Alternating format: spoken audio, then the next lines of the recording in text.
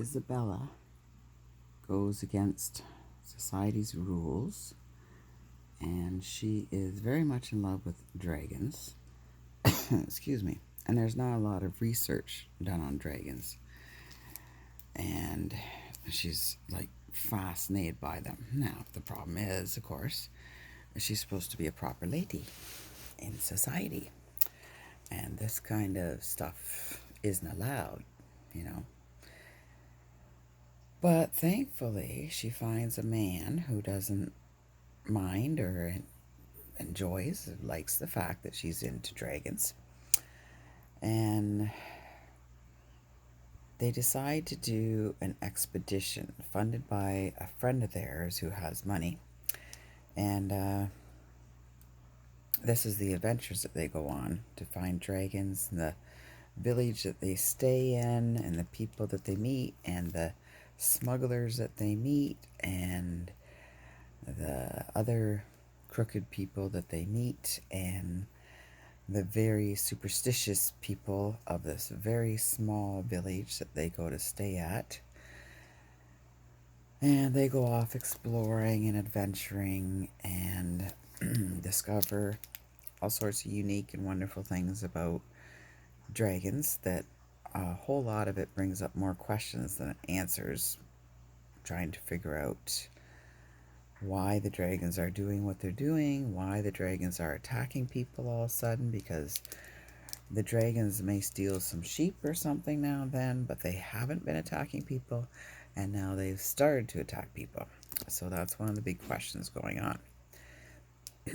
So then the smugglers are involved because the smugglers are hiding things around the location where they're staying, and of course they're off adventuring to find things out about the dragons and going to dragon lairs or caves that they live in.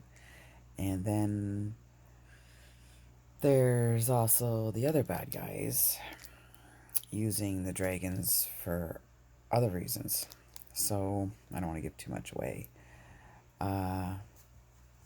These bad guys try to frame Isabella and her husband Jacob and the other two men that are with her, and to get rid of them, get them out of there, have them stop snooping around.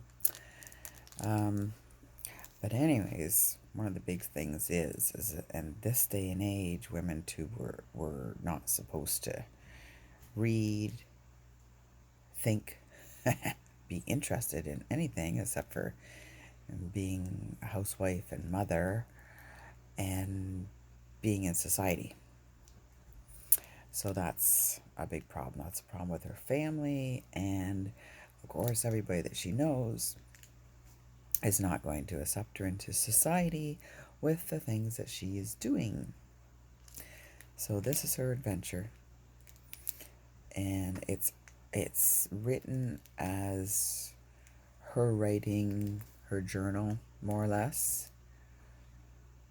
She's writing the book. She's writing the book about her adventures. So it's not like a story. It is a story, obviously, but it's her telling the story and her writing. And she'll say in parts like, "Dear reader, if you don't like foul language or you don't like killing, there's going to be, killings, and there's going to be foul language, you know." So she writes to you, to the audience reading her books. So that is book one, A Natural History of Dragons. So I finished it, and I am now on to book two, The Tropic of Serpents.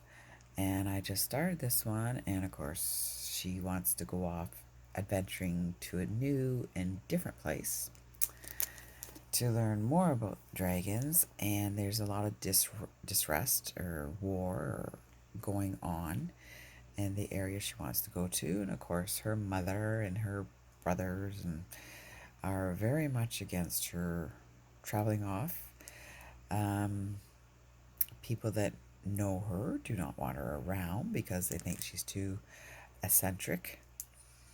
And of course, there's those that just think that she has a major mental problem because women did not behave that way and it's not proper. Uh, the man, one of the men that she has hired to do research, they're trying to preserve, well, they have figured it out, how to preserve the dragon bones because the dragon skeletons are very light. The bones are very light, but they're very strong.